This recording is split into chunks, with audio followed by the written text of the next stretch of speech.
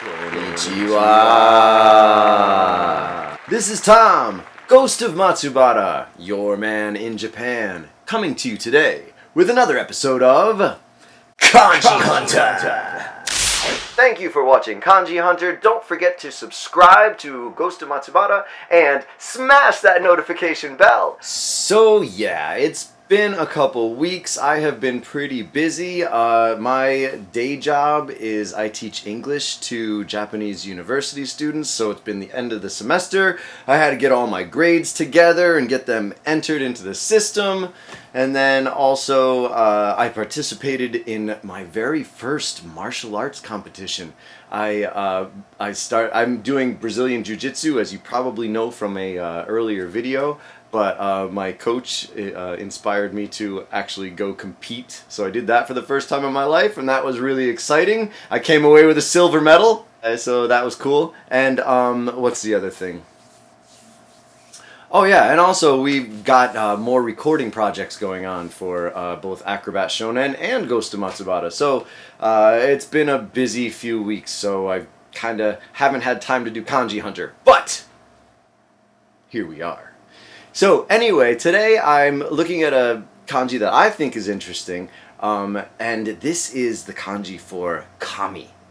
Now, kami in Japanese means God, all right, or the gods, right? And in Japanese culture, they in the Shinto religion, right, it's kind of believed that everything has a god or a spirit to it, and the Japanese refer to this as kami.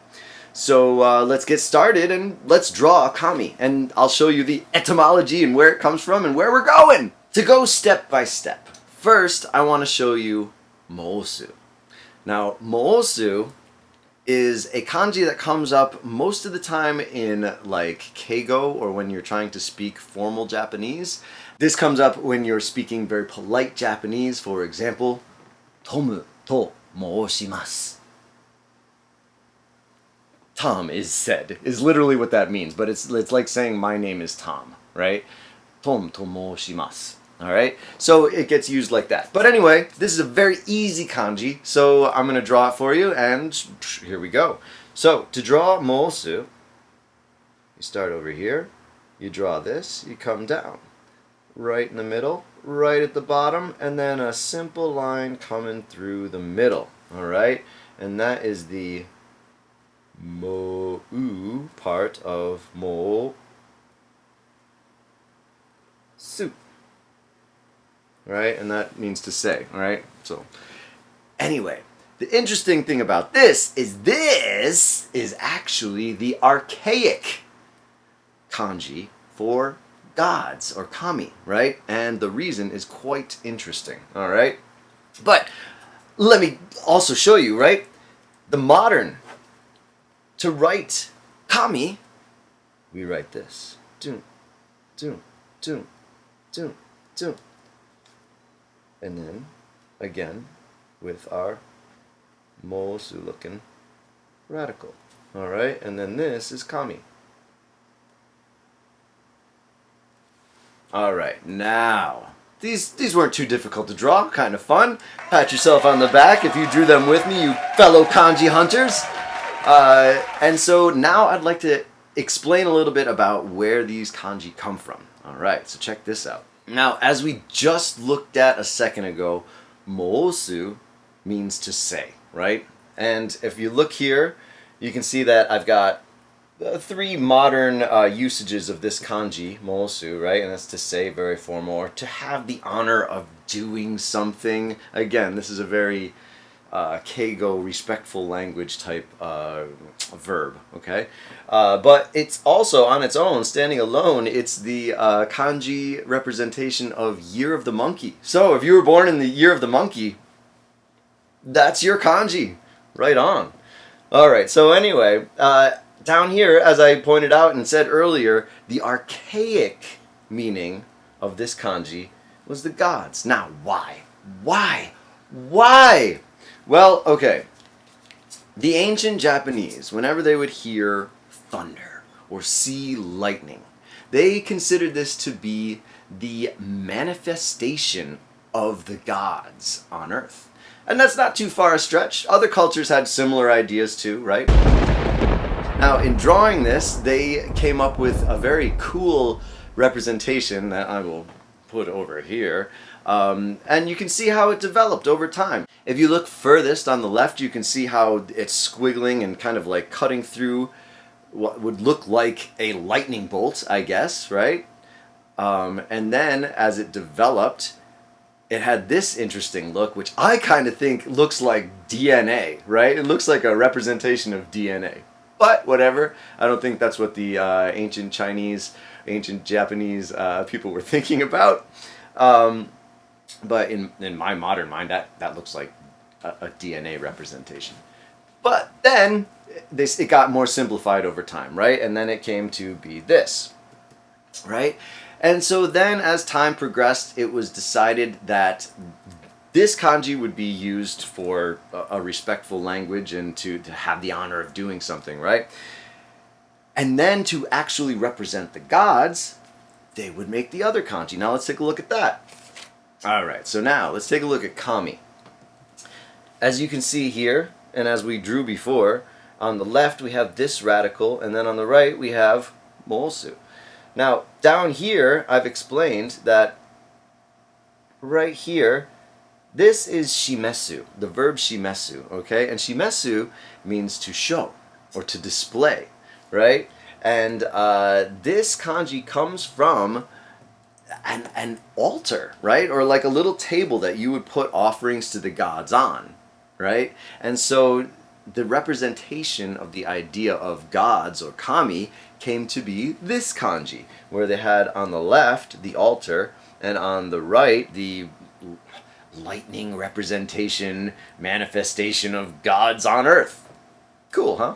And so I also wanted to point out that if you look in the dictionary, it's going to say kami means gods, mind, and soul, which in my understanding of the world we live in, that makes a lot of sense. But I also wanted to point out that soul in Japanese is more commonly referred to as tamashi. Alright, and tamashi is right here.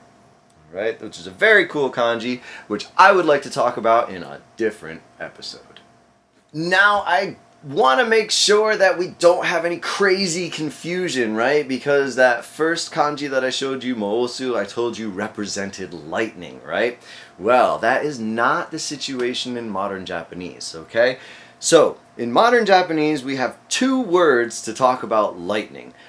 The most common one that you're going to hear is kaminari. Kaminari, I always like to think about it as thunder, but you can also think about it as lightning as well. You can't have one without the other, right?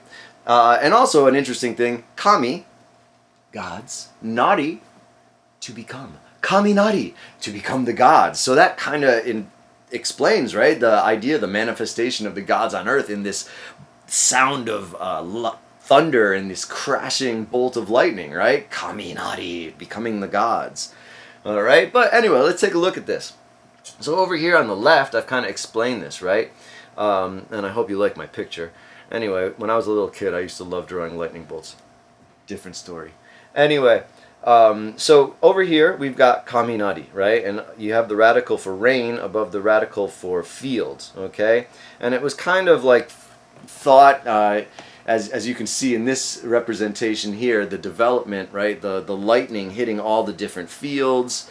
And then over time, this got shaped into the kanji that it is today. Over here, kaminari. And again, I'd just like you to remember that kaminari is both the sound of thunder and the visual lightning, right? Kaminari. All right, now, I am an American, and American English speakers like specifics. We like details, right? So when I was first learning Japanese, I was never satisfied with just, oh, kaminari da. It's kaminari da. I was like, well, is it thunder or is it lightning? Make up your mind. There's another word for lightning, and that is inazuma. All right, so take a look here. Inazuma, over here on the right. Now, this is quite interesting because the archaic version of inazuma is quite related to our modern kanji for electricity, which in Japanese is denki, all right, which means the electric spirit, right, denki. right? But inazuma in the archaic Japanese would be this, all right? Let me correct that a little bit. Modern archaic Japanese, let's say, all right? So basically what I mean is, if you look in the dictionary, you will see this, but first you're going to see this lower inazuma kanji, which I'm also going to explain. So this archaic representation is, when you read it Japanese, or when you see it, nobody uses that kanji when they're talking about lightning anymore. All right, but that kanji is still quite relevant when you're talking about electricity, denki. All right, so just want to drive that home. Anyway, now in modern Japanese, people say inazuma. All right, inazuma. Now this is weird, because if you look in the dictionary and you try to break this down, ina is a rice plant. Zuma is wife, right? So wife of the rice plant. This is my wife! I thought this was quite strange, and I had to look this up. So anyway, the yurai, origin, or naritachi of this kanji, inazuma. All right, ancient Japanese used to think, or ancient Asians used to think, that the lightning hitting the ground was kind of like the genesis of the rice plant, right? So the rice plant would be there, and then the lightning would hit the ground, and that would cause the actual rice to fruit. All right, so that's how it was come up with this idea, inazuma, wife of the rice plant, or like cohort. Inazuma, wife of the rice plant, right? Bringing fruit to the rice plant. Anyway, so that is how we go from moosu to kami to kaminari to inazuma. So, I hope you enjoyed that. Anyway, Kanji Hunter is still going on. Sometimes I get busy, and to all of my friends that I ran into in this meantime that were quite worried, oh, what happened? Are you still doing Kanji Hunter? Yes, I am. Thank you for your concern. Things are busy, but I actually really love doing Kanji Hunter, so I will keep doing this even if I'm kind of absent once in a while. Anyway, so stick with us. If you would like to see me talk about or write a kanji that you are interested in, please contact me either here on YouTube in the comment section, or you can contact me on Instagram, Twitter, and Facebook. And don't forget to check out the kanjihunter.com website, because I'm really excited about that. I'm looking for future students, and if you need any translation or fixer services when you come to visit Japan, please contact me. I have an MA in Japanese, and I've been living here for 16 years, so I have some experience. Thanks again for watching Kanji Hunter, and don't forget, subscribe to Ghost of Matsubara and smash that notification bell. And until next time, mata ne!